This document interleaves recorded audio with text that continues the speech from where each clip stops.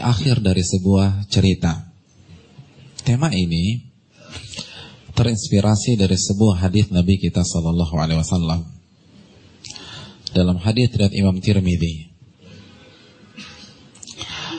Nabi kita sallallahu alaihi wasallam pernah bersabda kepada kita. Dalam hadis Tirmidzi beliau mengatakan, "Aktsiru dzikra hadimil ladzat." Perbanyaklah mengingat pemutus kelezatan dunia. Perbanyaklah mengingat akhir dari cerita-cerita indah kita pada saat kita di dunia. Akhir dari sebuah cerita hidup kita, rekan-rekan sekalian. Cerita indah ketika kita di bangku SMA,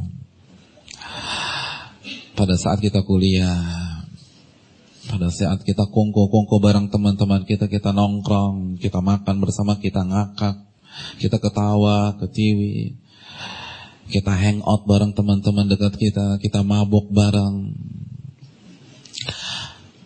lalu kita jalan-jalan, kita traveling ke sebuah destinasi. Hadirin, rekan-rekan sekalian, Nabi mengatakan bahwa itu ada akhirnya. Semua cerita-cerita indah itu ada akhirnya. Aktiru dzikra hadimil ladzat. Perbanyaklah mengingat pemutus kelezatan dunia.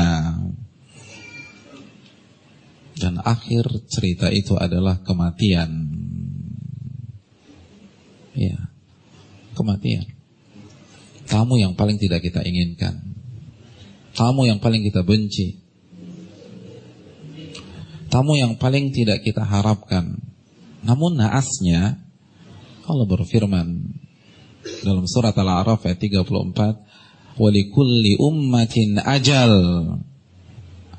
Dan setiap umat, setiap kita ada ajalnya masing-masing. Dan apabila ajal itu telah datang, la yastakhiruna sa'a wa la yastaqdimun. Maka kita tidak bisa menunda, menolak walaupun sedetik saja. Dan kita tidak bisa menyegerakan walaupun sedetik saja.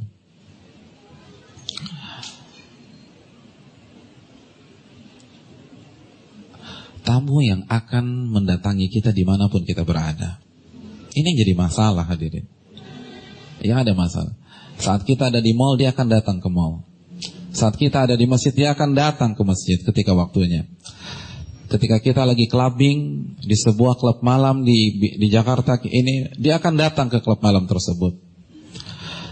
Ketika kita sedang check-in dengan seorang wanita yang bukan mahram kita, atau dengan laki-laki yang bukan mahram kita, dia akan datang. Ketika mungkin kita lagi boci jam 1 siang, dia akan datang. Aina ma takunu yudrikumul maut. An-Nisa ayat 78. Dimanapun Anda berada, dia akan datang. Maut akan datang. Tidak ada perbodan di kamusnya. Wa in kuntum fi burujin musyayadah, walaupun kalian berlindung di balik benteng yang sangat kokoh, dia akan datang, hadirin. Dia akan datang. Dan ini terbukti. Betapa banyak sekarang orang yang mati di atas tubuh seorang wanita. Na'udzubillah min dzalik. Dia akan datang. Dia gak peduli siapa teman kita pada saat itu. Dia gak peduli kita lagi barang siapa. Barang ustadz kah? Atau barang pelacur kah? Barang kiai kah? Atau barang gigolo kah? Barang santri kah? Atau barang bandar kah? Dia gak peduli. Dia gak peduli pada saat itu kita siap atau tidak. Dia tidak peduli pada saat itu kita lagi ngumpul sama siapa. Gak peduli sama sekali. Datang. Aina ma takunu yudrikumul maut. Ini tamu yang paling keras kepala yang pernah ada di dunia. Antum mau caci maki dia gak peduli. Dia gak punya perasaan. Kita mau jelek-jelekin dia, mau diusir, dilempar, dia akan datang. Suka apa tidak suka? Siap atau tidak siap? Sudah sujudkah kita atau kita belum pernah sujud kepada Allah?